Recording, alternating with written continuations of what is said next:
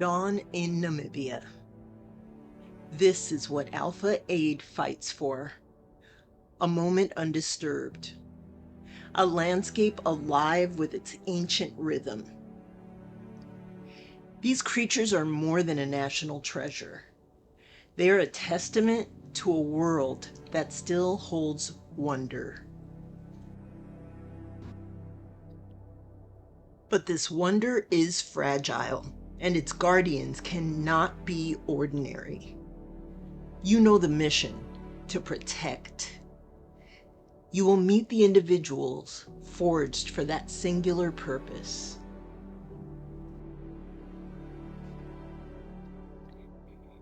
This is not conventional conservation. The threat is organized, armed, and ruthless. The response must be equally professional and overwhelmingly superior. For the Alpha Aid Anti-Poaching Unit, readiness is a tangible, measurable state of being, defined by cutting-edge equipment, relentless training, and unwavering discipline.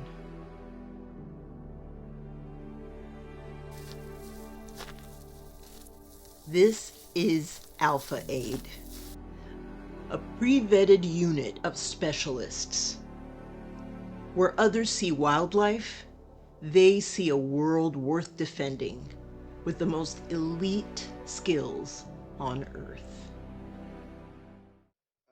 For the protection of wildlife, it takes a few steps which you need to be really disciplined in. You need perfect equipment. The equipment always needs to be in perfect condition because you never know when the poacher will strike. So, which means we have our equipment set up in a certain way that we have a maximum of 90 seconds to prepare, to get dressed, and to put on all our equipment for the engagement of such interventions with poachers. The poaching is not a thing where people think you will just arrest a poacher. It includes combat situations where shots are fired. So we have all the equipment to try and protect our rangers and police officers engaging in such combat through bulletproof vests, helmets.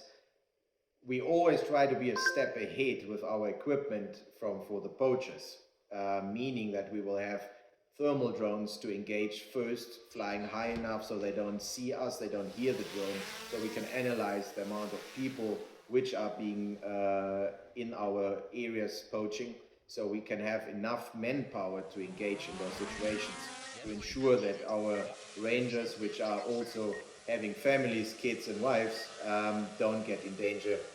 But it is still, you are having the danger of being killed, and that you will be in the situation where you have to take a shot and kill someone. So that is a mental thing which you need to be fit, not only physical but mentally, to ensure your personal safety and your safety of your colleagues. They arrive from diverse backgrounds: military, special operations, and law enforcement. Each is a pre-vetted expert, and each understands that here their skills are applied to a new battlefield. We seek specialists, not students. Your past proves you're ready. Now we test your resolve.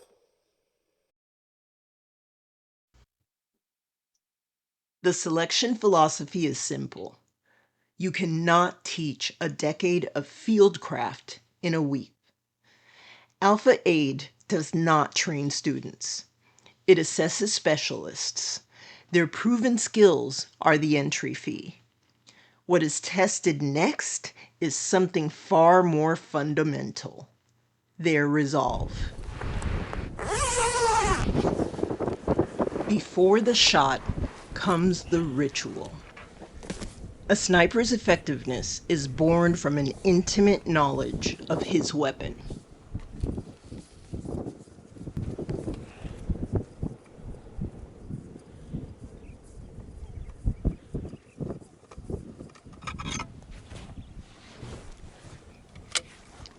Every component, every grain of dust, Every shift in zero can mean the difference between a warning shot and a wounding.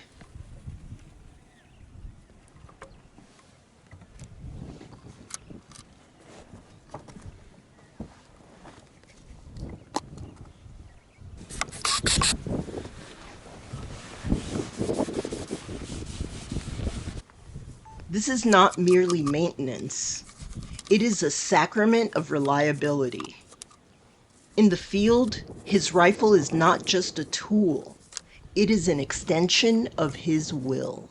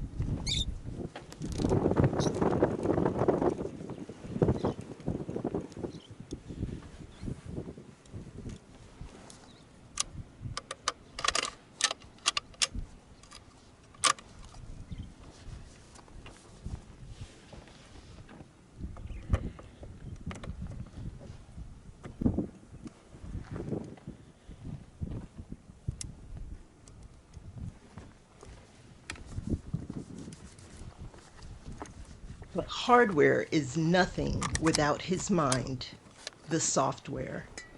At closer ranges, it's a test of fundamental skill, position, natural point of aim, and trigger control. A seamless fusion of man and machine. Now, at extreme range, the sniper is a calculator, a meteorologist, and a physicist. He must read the mirage rising from the earth, feel the kiss of the breeze on his cheek, and translate it all into a minute adjustment of his scope. He is negotiating with the elements. The result is a surgical strike, consistency and grouping. Out here, a tight grouping is a guarantee of a humane stop and minimal collateral damage. It's the signature of a professional.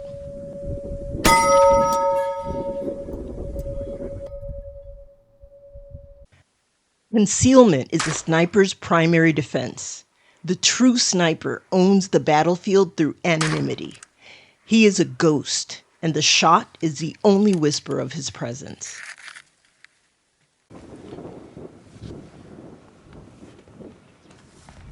The medic carries a unique weight. His kit is not for the animals, but for his teammates. Every item is calculated to answer a violent question. Quick clot for deep wounds, a tourniquet for hemorrhages, chest seals for a sucking wound. He prepares for the nightmare scenario because his sole purpose is to ensure that everyone comes home. But his role is one of profound duality. He must be capable of applying violent force to end a threat, and in the very next moment apply precise knowledge to save a life. His mindset is a constant balance between application of violence and compassion. His is the heaviest burden, to fight alongside his comrades and be the one that they all trust to bring them home if the fight goes wrong. He is the ultimate insurance policy, a warrior whose greatest skill is not taking a life, but in defiantly, skillfully preserving it.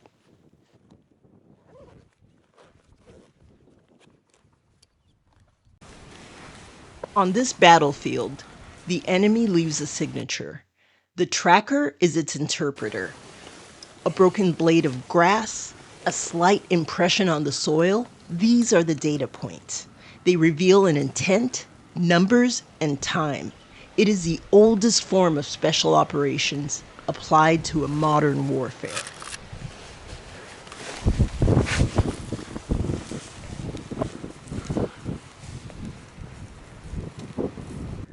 Guys, please remember, you are in control of the situation.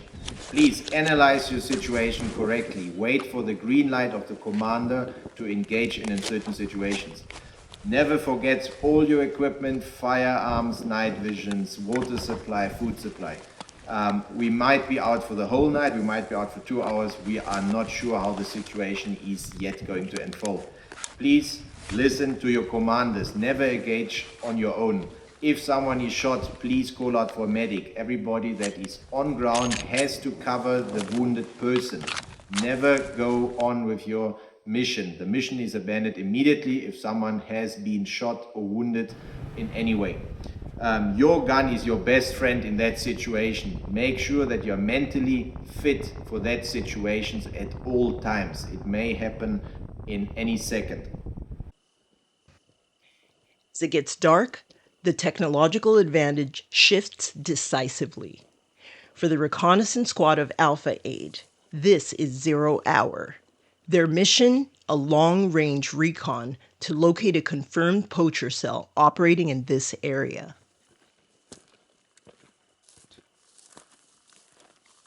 Thermal imaging and night vision make concealment almost impossible for poachers. This equipped team owns the night, seeing what poachers cannot.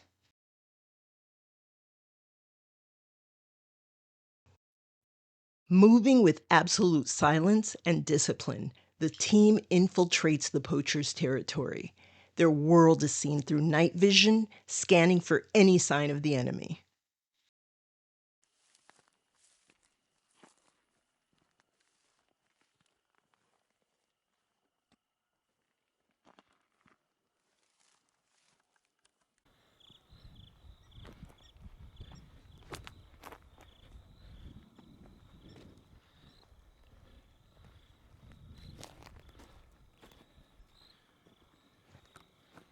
Once contact is made, the recon team establishes surveillance and calls in the quick reaction force, reporting size, activity, location, and time.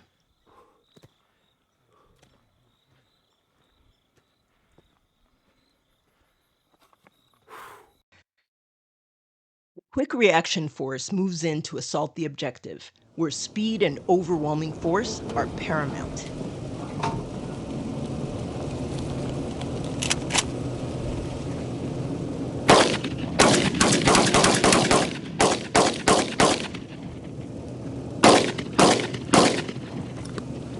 Mach einfach nur weiter.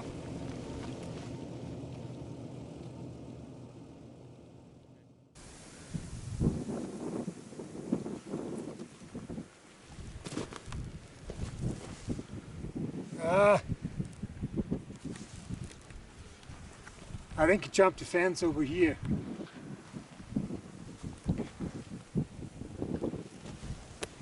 Oh, here I got some, and here as well.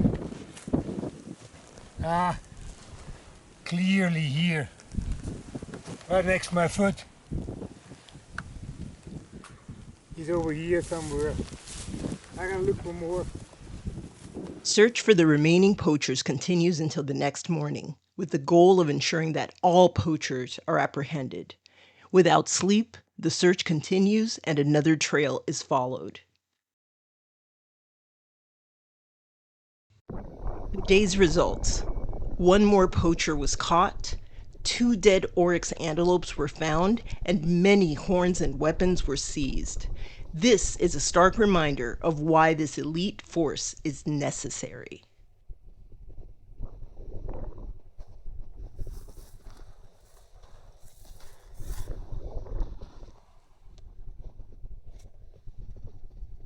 For many people, poaching and trophy hunting is put into one basket. But to explain in short the difference between legal hunting and poaching, just for people to understand what it puts into perspective. Poaching is someone goes out, is looking for some meat or even for parts of an animal, like such as a rhino horn, which is then sold. But the rhino is poached and the whole meat is just left to rot or eaten by some scavengers. While legal hunting is strictly regulated by the government of Namibia, each hunter gets a limited number of animals he is allowed to hunt and to be exported the trophy to European countries or to the US. which ensures as well that all the numbers are strictly regulated, so no overhunting can take place. Whereas as poaching, the poacher will go out, will put up some snares, takes dogs, spear, bows, arrows, whatever he can take in this certain area, depending on the environment where the poacher is poaching in. So those animals are first of all suffering a long death until they are finally shot, speared to death, or even by exhaustion just die. So trophy hunting has brought Namibia to a very good success story in conservation, because every animal which is shot by a hunter is first of all creating a job for the people working on the lodges or in government areas where animals are being hunted, and that meat is donated to the local authorities or to schools in that areas, rural areas most of the time.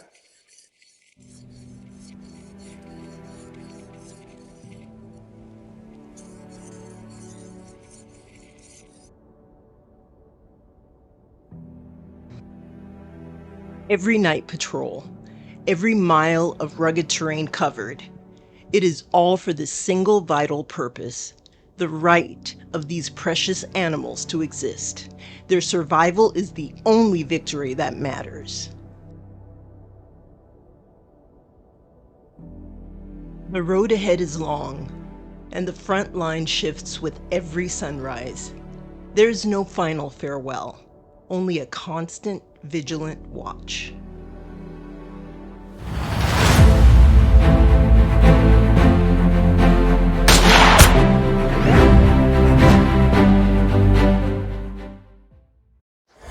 Fighting against poachers never stops. Will you join us?